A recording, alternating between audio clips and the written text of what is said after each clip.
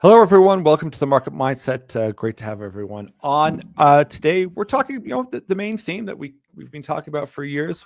But we're going to hammer it home. Sorry, one second. Sorry about that. In any event, sorry about that. The phone was ringing there. So, yes, we're going to be talking about the U.S.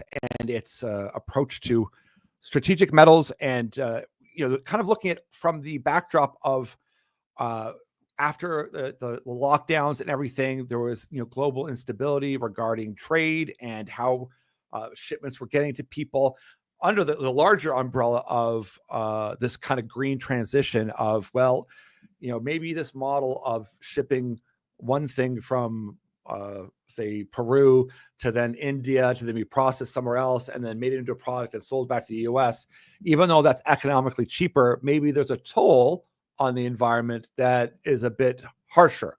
And that obviously would be a very easy argument to make as far as those that were green conscious. But that lockdowns and shutdown of world economies really brought to the attention how fragile and interconnected everything was. And I think we're looking at this a little bit different now, and maybe it has gotten a little bit more aggressive than we would have liked. But this is more of resource empire building. That's kind of way I look at the way that nations are having to look at, or countries are having to look at how they're going to proceed in the future. And certainly one could argue that China has a very obvious and dominant plan that's far ahead of everyone else. Parts of the Middle East as well have been really focusing a lot of money. I mean, you see United Arab Emirates, Saudi Arabia focusing a lot of money. The U.S. is now also taking that path. But I would say it's not to be too clickbaity, because it's, there's so much out there that's like that. But are we heading to more of a resource war? And I mean, just technically, is it that level, or is it on the cusp where it's more than just being protectionist? Because I also find that, kind of language annoying, stop being protectionist, trade with others. It's listen, if you don't have control over critical functions of your country, that's not, I mean, technically, yes, you're being protectionist, but that's just common sense. It's kind of like when people use the, when they try to slander people, populist. It's well, yes, you should be doing what the people want. You're representing them. And I don't like when people try to use words to make it sound like you're doing something wrong when you're doing something that's absolutely common sense. And we're seeing a push. It was led by the U.S. In order to figure out this position that they are in, and to realize, who are going to be our partners moving forward, as we try to find a balance between upcoming superpowers. Obviously China being the one of the key focus, and that's just how the world goes. And we're finding, one could argue it's a bit more animosity than one would normally like, but we did see some good moves by the last administration to bring, highlight, nuclear, some mining, although they did stop many projects moving forward. Some mixed messaging here. There is actually Fast 41. They, the Trump administration had identified 35 critical metals before. They're very cognizant of what it's going to take. And we're seeing these discussions, more than discussions, some papers and platforms put forth, even in Canada, whether it's at Ring of Fire, as well as, depending on which way you look at it, the Ontario deal with Alberta with a corridor for energy, because that doesn't just include, yes, there's going to be a pipeline, which is great. There should be, but it also means that pipeline should also mean a pipeline of electric current as well. Is that, perhaps one could argue that the Carney vision might be more, listen, maybe I have to let you have an actual pipeline, but we also want to have a nuclear SMRI type of thing, nuclear connection as well for electric power to go set up new grids going from east to west. I'm up for both those. I think we need to have a strong nuclear program. We're seeing it being funded in a good way, and certainly in the States, we're seeing movement in the right way. But like the U.S., which I think can get around, they can force things through a lot better than Canada. Canada's already been met with huge resistance, from special interest parties to try to stop development of projects, or whichever way you want to look at it, you can look at. I try to avoid those conversations as much as possible. Thank God I'm not in politics. I don't think anyone would vote for me anyway. So, but we're seeing lots of good indicators out there. And certainly in the markets. I mean, if you're in the commodity space right now, lots of stocks are doing well, but the actual commodities, I mean, copper is doing fantastically well. We saw a big jump by a lot of the graphite companies, certainly the rare earth companies as well. So we're looking at not only is there a battle for the dollar, like the US dollar, there's a political and ideological battle going on. I see so many podcasts saying that they were already in soft wars already. There is trade war. And that's very apparent. And that acknowledgement of how critical and actually taking action, that's the big step that was missing. In Canada, there was lots of reports and lots of plans and lots of talking about, we're going to put this on a critical metals list, but we're not really going to do anything about it. Whereas the U.S. is definitely doing something about it. And they have Department of Energy loan programs, the Loan Program Office, LPO, $400 billion in loan authority being used to back mines and processing facilities. That's pretty huge. The Pentagon has invested directly into rare earths and lithium processing. So whether that's Energy Fuels or Lynas, some of the key names you see out there, Elon Musk, of course, we've seen him do offtakes with nickel, with lithium. I think it was Piedmont, Liontown, China's Ganfeng. But he has kind of also championing the idea that there should be a North America focus, which I would argue that makes sense as well. If you're tying into the environmental concern, is if I can deliver a product to you, and it's ideally vertically integrated. Like if I've got a graphite and we can process this up to anode capacity for EV batteries that are in Nevada, hey, that's a chain of custody that's very quick and easy to do, rather than we're going to send a whole shipment to get processed in China, send it back to be used or made into batteries and shipped back. That's a lot of tankers using bunker fuel. That's not very environmentally sound in order to solve an environmental problem.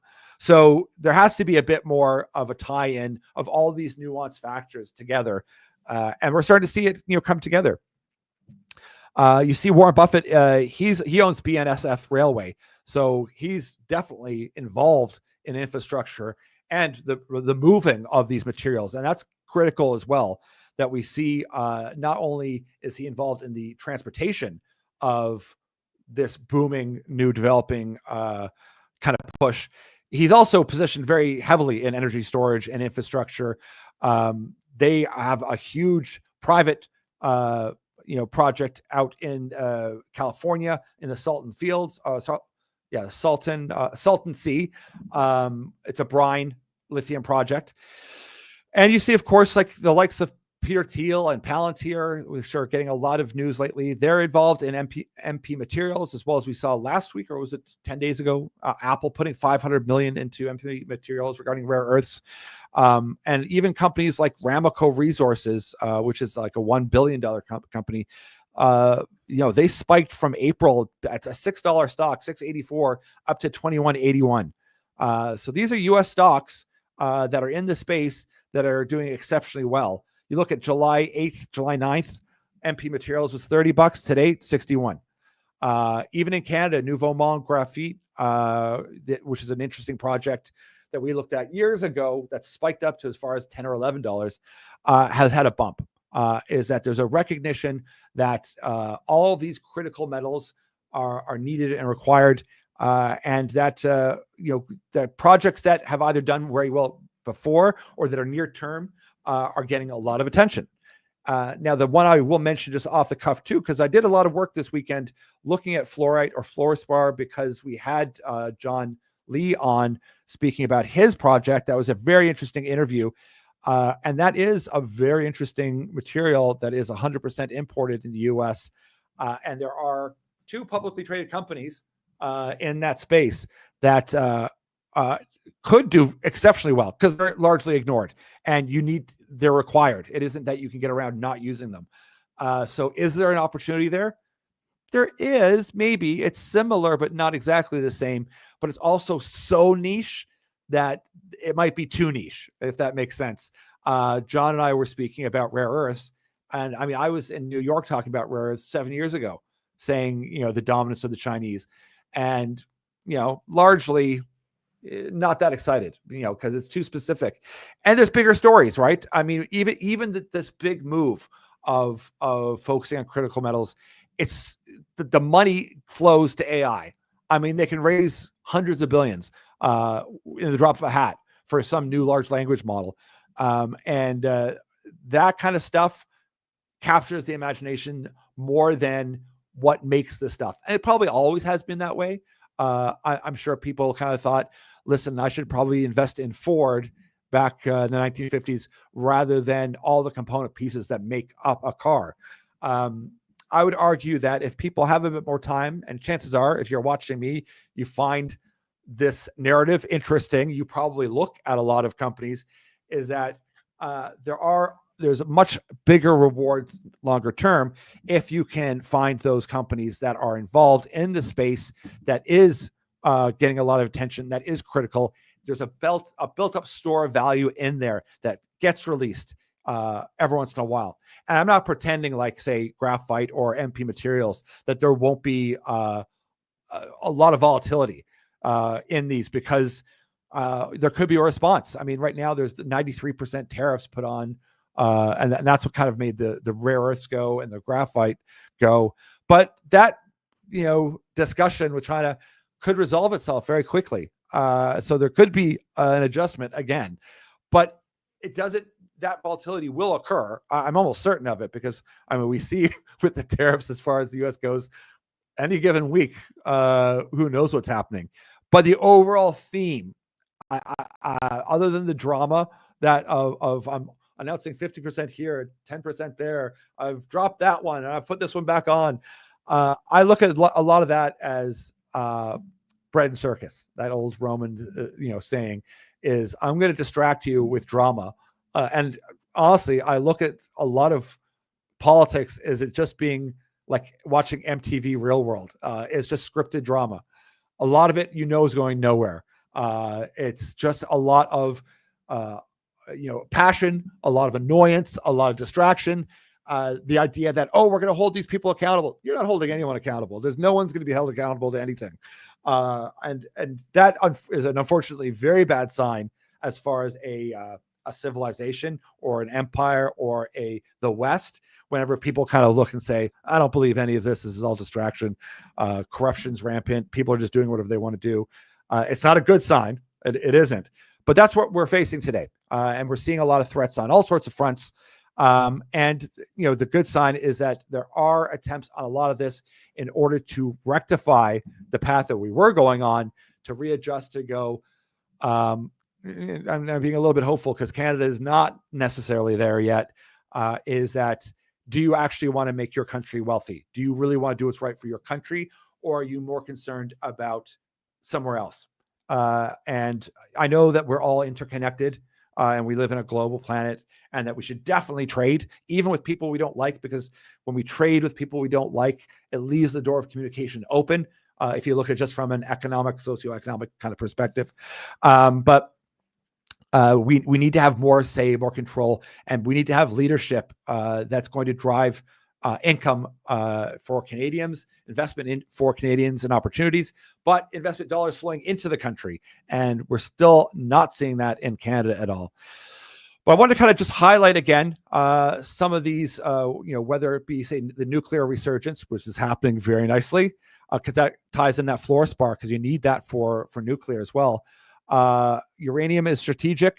You see that Sprott Uranium Trust, they're absorbing physical pounds. I think they've got 70 million pounds so far. That has been a great product, 5 years old or somewhere around there. The U.S. is really restarting its domestic uranium stockpile. They're taking it seriously. Companies like Energy Fuels, Uranium Energy Corp, Cameco, Strathmore, Encore Energy, F3 Uranium had some good results as well. These are long-term plays that are going to do well long-term. You don't look at them every day. We tend to want to, but nothing moves that fast in infrastructure and in large-scale project development compared to AI. Not only because the same amount of money isn't applied, the same amount of brain power workforce isn't applied either, but they're getting significant notice, and I think more and more people that are aware of it are being attracted to it, because there's only so much that you can devote your entire portfolio to technology.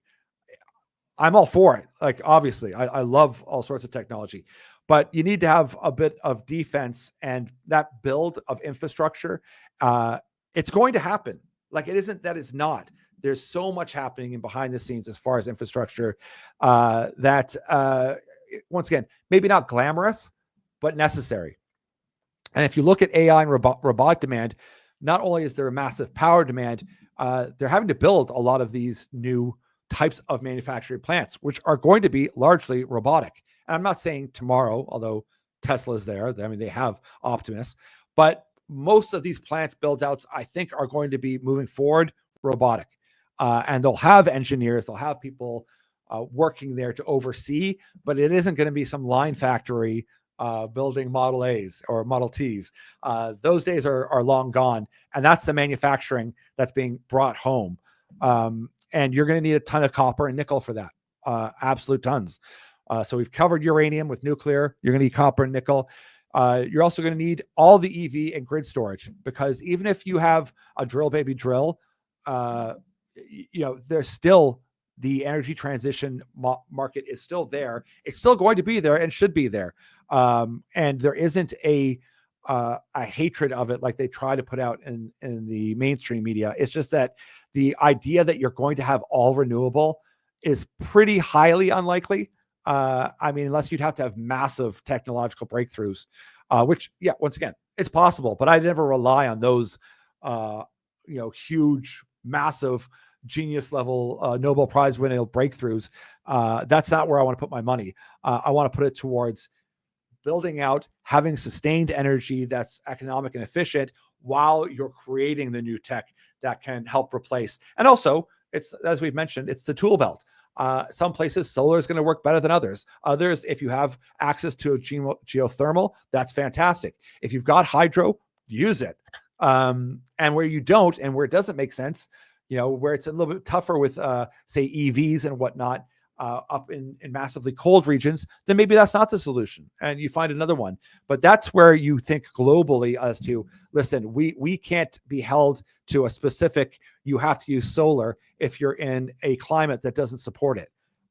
So having a one-shot plan that goes, everyone must use this type, that doesn't make sense. It doesn't work. And I'm not suggesting that was necessarily a plan, but that seemed to be the kind of the idea, is that we all have to go renewable, and it has to mean solar with wind. And it's like, no, that isn't how it's going to work or should work. Unfortunately, whenever you're talking at, it's such a nuanced conversation. If you're at a UN level or WF or one of these groups that talk about these things, that's the conversations they're having. And then, of course, there would be, well, that's not fair if we don't have to follow the guidelines and we're allowed to use oil and they're not allowed to use oil. I'm not pretending like it's not a difficult conversation and a difficult topic, but we are seeing that this is happening, and we've waited patiently. That's why, as well as why I mentioned the fluorspars, maybe it's too early. We might throw a few bucks at a couple of these and then just kind of wait and see. But we had to wait quite a while for rare earth to really kind of leapfrog into attention, even though we've known about it. It's been obvious for quite some time if you're in the space. But if you look at, smart money lately, some of these companies we mentioned, MP Materials, they have done exceptionally well. A lot of drama in that company as well. It used to be called Molycorp. it's an interesting development over the past decades of what's gone on there. Energy fuels, also very interesting projects, because they not only are uranium, but they also process rare earths. And I always found that one very interesting. We also, like I said, we kind of have kept an eye on graphite and whatnot, but we're not involved in any graphite companies lately. I'm not going to jump in just now with the bump that's happened. But the call to action here is that we are at an inflection point, and we are seeing that larger money, that funds are paying more attention, and that means that there's a space for retail as well. And you're seeing the returns, the ones that attract people. When they see a major company like MP Materials go from 30 to 60, that starts catching the imagination of people because they like the volatility in a Tesla, because you can see a swing of 10 or 20% in a week, no problem. And for those that are watching the market all the time, yeah, you want to see volatility. You want to trade. It's not my market. I have no interest in doing that, but that's what gets a lot of headlines and a lot of attention. And people go, oh, I've made this today. And they never talk about what they lost the next day. But this is a huge opportunity for people to see that the money that can be made. And these are just the majors, the producers. And I'm even leaving the precious metals out. I mean, they're doing fantastically well. I think silver today is just over 39 again, 38.89, I think, at gold. I'll have to look at that again. But we're seeing that these markets are developing. Does it mean that every junior miner is going to do well? No. The thesis used to be that all ships will sail together, and that there would be this massive money flow in, and that everything would rise. And then, of course, the real winners would really rise.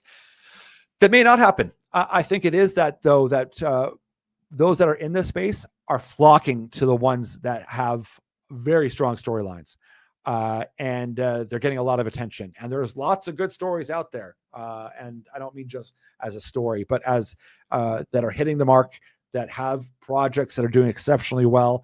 And a lot of it's going to come down to what happens federally, because unfortunately that does affect a country and investment dollars to go. If I'm looking at a junior, you want a senior to buy you, because you say, I don't want to have to deal with the politics. I want Freeport McMoran to deal with it, or BHP, because they're big enough to have those discussions with, a government to get projects done. If you're a junior, you don't have a voice. But if the bigger ones, BHP, go, Canada's not worth investing in, we have to look at other places in the world because they've made the permitting so difficult, or a court case can stop the project. What's the point? It gets frustrating, and we need to see that those are put to bed, and that we start actually green lighting mines and start producing as fast as possible. And once again, I'm not pretending like that's easy. Inflation has affected the costs of building out current mines. I mean, you're better off with a current mine, but a brand new mine, very expensive, very, very expensive. And that's kind of the flip side to huge high energy metal prices. The cost of everything else has gone through the roof, like titanium or finished products to build a whole new plant and whatnot. But there is a call to action, and this is happening. And I think more and more people are finally coming to the table and looking for those great quality names. And of course, we've mentioned Mining Hub as being a great source of producing daily assay results or news flow. They'll just spit it out to you every day of, here's newsworthy stuff. Here's the results. They don't give it any opinion or what it means or what it looks like or anything like that, but it's a one-stop shop place that we like to go to. You get an email that says, here's all the funding, here's all the news. And then we've created our model, which is in our ebook that we're just refining again right now to make it 2025 relevant. But we also then made that into an actual model, scorecard that we're calling the drill sheet, that is on Substack, that we've back tested with companies that have done well, that we liked. And then to see if it's not predictive in the sense it's going to tell you any kind of price. It's not going to tell you that 100% it's a winner or not, but it is going to suggest that it is hitting all of the metrics that would indicate a winner. And that's what we want. We want not only somewhere where we can go and see assay results quickly, is that we can then feed that into our model and go, we've narrowed down now highlighted companies that are fitting the model we like. And then we just have to take the next step and go do a little bit more research into it and go, ooh, these guys are hitting their thesis. They are doing well. And the stock is down because it's an unloved sector, and that's a great entry point for us. So make sure you check that out. Go check it out on Substack. We are, putting it all together, making it look pretty, but we wanted a way to have an easy way for someone to look at a scorecard, to let people see where we think of a company, so they can also hold us accountable to it as well. And then on Fridays, for those that are interested, we're going to host, private, either a Zoom or a StreamYard like this. It won't be public, where we discuss that, the 2 projects or 4 projects a week, their scorecard, whether it was positive or negative. We're just going to pick maybe 1 or 2 that we like, and then 1 or 2 that we don't know anything about, and see how they score, and then just talk a little bit about them, to get people familiar with how we're approaching it, how the scorecard works, and then also get people to say, oh, no, we disagree with why you've given an 8 to this project instead of a 4. And we want that kind of critique and back and forth, because we're going to learn as well.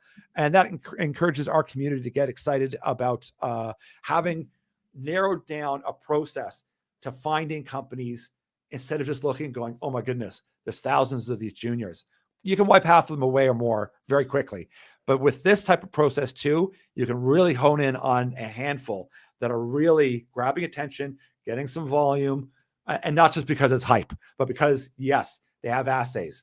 Yes. And that's what we want, something to shine a light on 3 or 4 companies in copper or in lithium. And then you just have to do a bit of research to go, yes, they're on track. And it's working well so far. So I encourage you to go take a look. We'd love you to join. And everyone, that's what we're up to. We're putting this all together. The time is now. We really think this inflection point is happening. And we saw it happen with Biden, with the CHIPS plan and the tariffs that they are applying, and the protectionism that they are looking at EVs. Because listen, you have to protect to some degree, because when you've allowed China to be able to produce all these metals and minerals, to stockpile them, to get such a head start, well, of course they're going to be able to make the batteries cheaper. I mean, they've been building out manufacturing there for decades. And they're doing so at an alarming, huge pace, because once again, they're not constrained by someone just taking them to court and saying, no, don't do that. They're just like, no, we're doing it.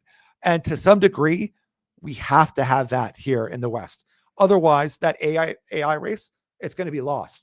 Like, there's going to be, if you allow some other country to win that race as well, that's not a good sign. Or if they win the robotics race, or if they win this, that you're ceding power away. Never mind the energy source. So the geopolitical overall theme doesn't have to be any animosity, but it has to be that we get a bit more patriotic and say, yes, if we want to have a good life moving forward, and sustained life for your family, for your community, for the city, for the province, you need to have abundant energy. It has to be clean. We have to do things smart, but we have to then have AI fed with clean energy as well, and have access to it, because the amount of data that is required, the amount of energy required going into data storage as well as AI, we're not going to be able to sustain it in another 3 or 4 years. I would say the pace at which they're going, and the demand of energy is so extreme, and I don't see that slowing down. AI is not slowing down.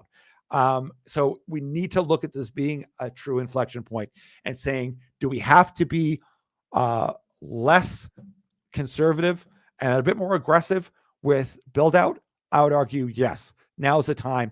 And hopefully we'll see that. If more and more people come to terms with that, we would see a economic boom and growth that would be incredible. And that's my wish for both the US and Canada. In any event, that's the central thesis. That's also the wish. Trying to remove as much politics out of it as possible, because I do believe a lot of bread in the circus is happening. It's a lot of noise to get people annoyed and frustrated over stuff, while there's bigger issues at hand. And let's keep our focus. This infrastructure, this build out is happening. The transition is happening, but we do need to have, to key that word in, transition. We have to use all energy sources in order to fire up this manufacturing robotics build out, the build out of batteries and energy storage. And if you want to dream of having huge energy storage farms with solar, that costs a lot of money. It takes a lot of silver, and people need to put all of these factors together, all these little ingredients, if they want to bake a nice cake. Anyways, You've heard that lecture before. I keep on reiterating it because we want to get it out to as many people as possible. And we're starting to see it reflected not only in majors, but in a lot of juniors as well. And that's exciting. So make sure you join our Substack. Tell me what you think, and check out our drill sheet. It's working out pretty well. We're pretty excited about it. All the best to everyone, and we'll talk to you real soon. We'll see you on Friday.